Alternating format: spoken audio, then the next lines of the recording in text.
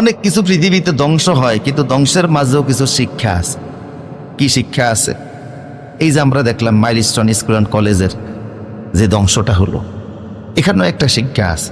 একটা শিক্ষা দেখলাম এইটা, যে একজন মহিলা শিক্ষিকা, মেহেরিন সম্ভবত ওনার নাম ছিল, তিনি 20টা শিশুকে সেখান থেকে বের করে আনলেন।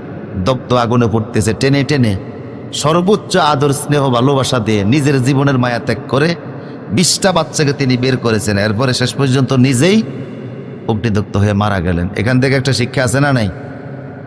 কি মানবিকতা তিনি দেখালেন। প্রথমত ওনাকে রাষ্ট্রীয় মর্যাদা দাফন করা হয় নাই, পরবর্তীতে ওনার জন্য রাষ্ট্রীয় মর্যাদা ঘোষণা হয়েছে। আমরা মনে করি দেশের সর্বোচ্চ সম্মান তাকে দেওয়া উচিত।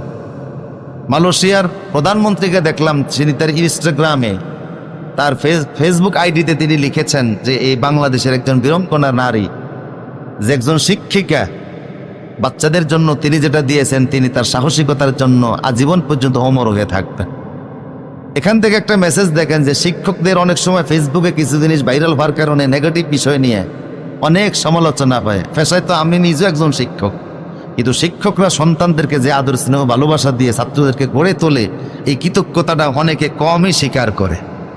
কথা বুঝতেছেন কিনা? প্রসূতি তিনি শিক্ষকদের একজন, এই ভূমিকার কারণে তিনি শিক্ষকদের একজন আদর্শ হয়ে গেলেন। তার এই ভূমিকার জন্য আমরা দোয়া করি আল্লাহ ওনাকে মাফ করে দেন।